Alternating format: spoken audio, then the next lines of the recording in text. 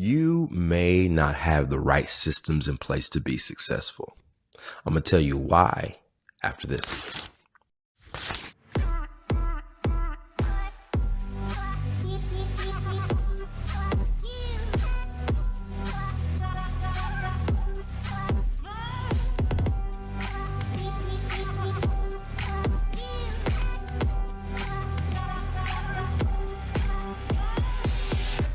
Hey everyone, welcome to Shifts and Ladders. It's Ryan Robinson. Hope you're doing well. There we go. Hope you're doing well. If you haven't yet, share this YouTube or podcast with your friends, your family. We're on YouTube, we're on Spotify, we're on Apple Podcasts, basically wherever you can find a podcast. So share it with you because I think today's lesson is going to be really helpful to you. So last time we were talking about discipline and how God utilizes discipline in order to get us from point A to point B. And I think that is an extremely important thing to realize. But also we have to recognize as well that systems are in place for the discipline to take root. I'm going to say that again. Systems are in place for discipline to take root. Give an example here, and we're going to utilize the Bible for this. Okay. In Genesis chapter 1, the Bible says in the beginning, God created the heavens and the earth and all the things. He created everything. And there is a way by which God created things. So when he created the heavens and the heavens and then the earth, and then he created the world because it was out form and void, and he formed it, and then he had water, and then there was land, and then there was water, and then there was the things in the water, and then there were the creepy crawly things on the earth, and then after the creepy crawly things, then he makes animals, and then he makes us. I really blew past this really fast, but if you're really interested, go to Genesis chapter 1 and Genesis chapter 2 to really get all the details as to the order, if you're interested in it. But the last thing that God made was humans. Okay. And it was the first time that it says God created, took from the dust of the earth, formed it, blew into it, and created something. That was the first time God got his hands dirty. That'll preach. And he blew into it is the Ruha, or his spirit, and it became a living being. And then that being was named Adam. And then Eve was pulled from Adam, so on and so forth. Okay.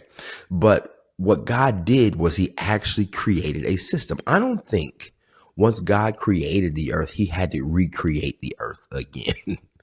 I don't see that happening. I don't see him having to call and create mountains and make water again and make certain animals again and make us again. He actually created the most efficient system in ever. Wherever there's an ever, he did it. So what God typically does is he creates systems that create for themselves. Okay. And we'll give another example. When God created the plants and he created us, everything that is needed for that thing to continue to live is inside the fruit, and it is called a seed. A seed is designed to replicate after its own kind.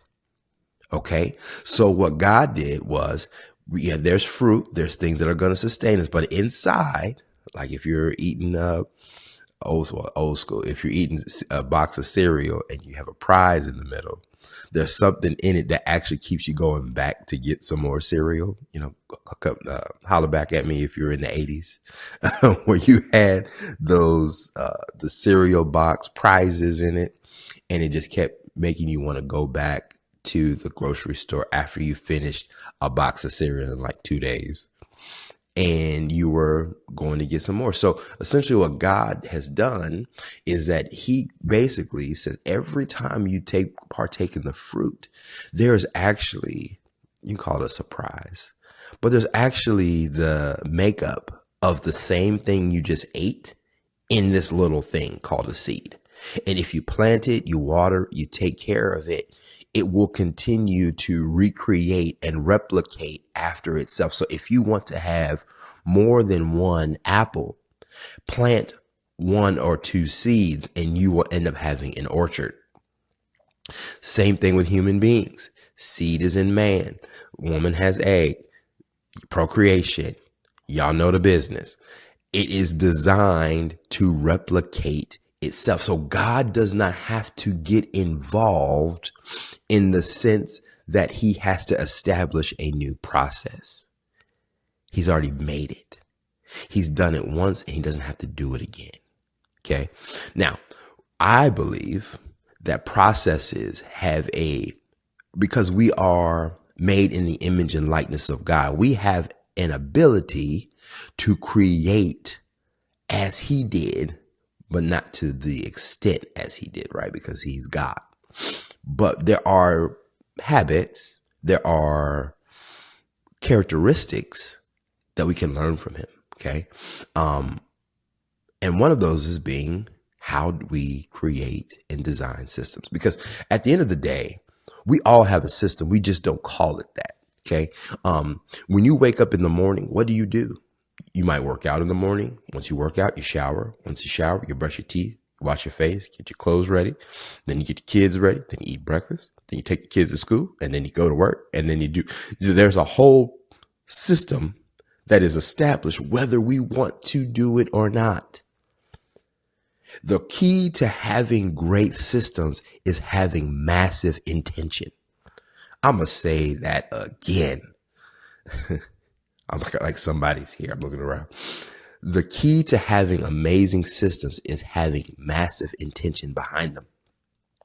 It's so critical because if you don't have any intention behind your system, you will create a system that you don't like. And that is a bad habit. There are a couple books, and I'm pulling this from the Bible clearly because I feel like that is the root of it. But there are some books that are famous in culture called, actually, I'm going to name two. It's The Power of Habit by Charles Duhigg. This is probably in the early 2000s. And most recently, Atomic Habits by James Clear. And these two individuals take on the research of what it looked like to create, replicate, establish systems and establish habits, which in this case, habits are things that you do not have to spend time on thinking about. You don't use brain power to do it. So essentially what God did when he made a system is he made the earth have a habit. He allowed the earth to have a habit of recreating. And with us, with others, we have habits that are either serving us or not serving us. It's up to you to decide if the outcome is something that you want. Okay. There's a quote in Atomic Habits that says this.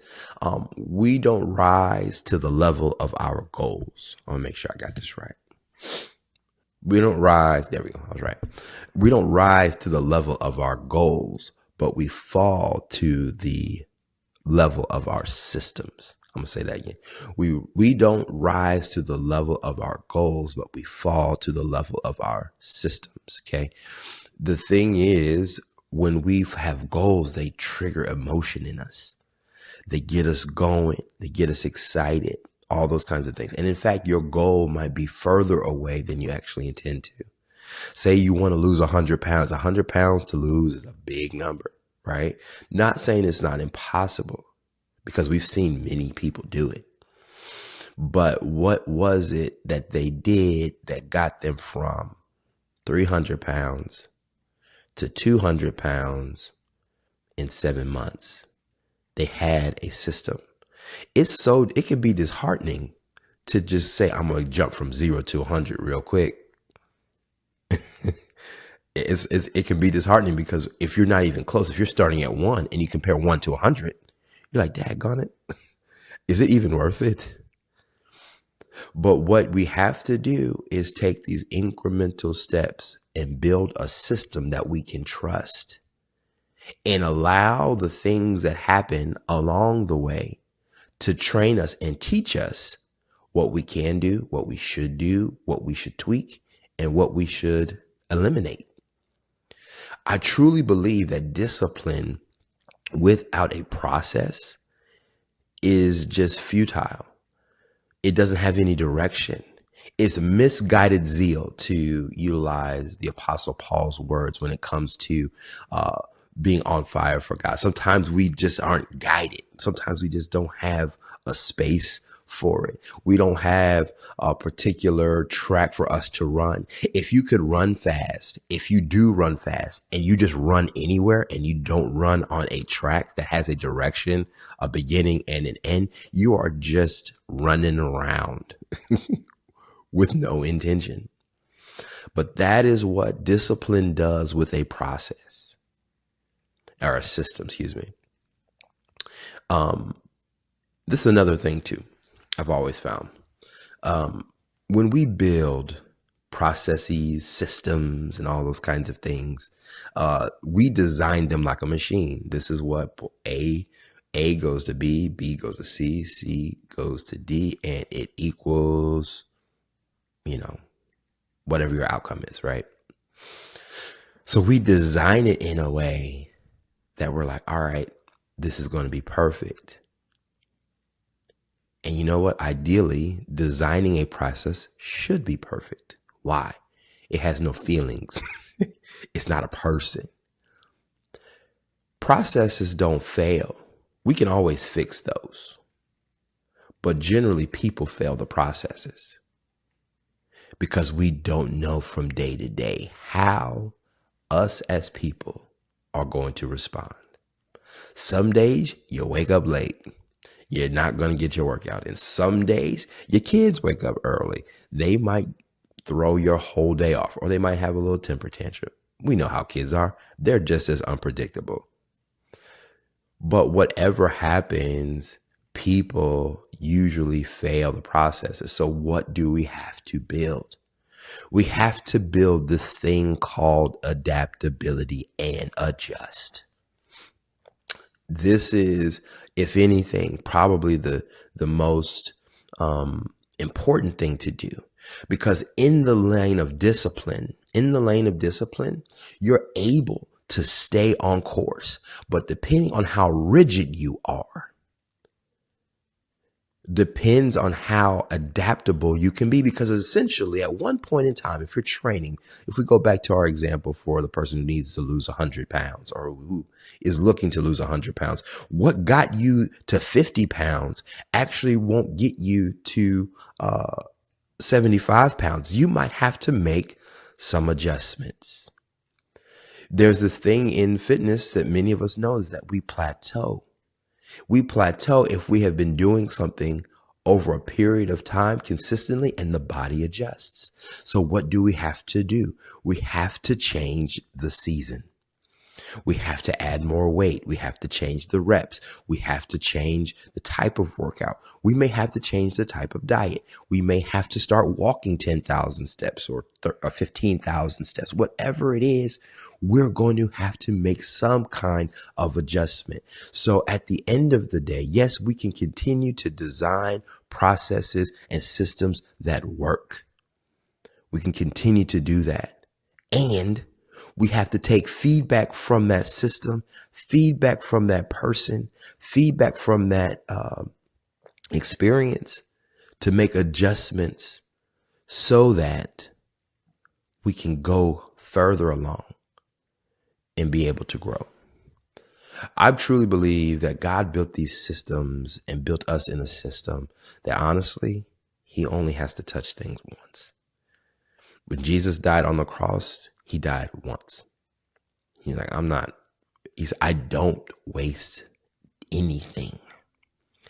A good friend of mine says nothing is wasted. The Bible says he'll give you beauty for ashes. You know what I'm saying? Like, there are things that we don't typically associate with success, with comfort, that God says, oh, I can use that.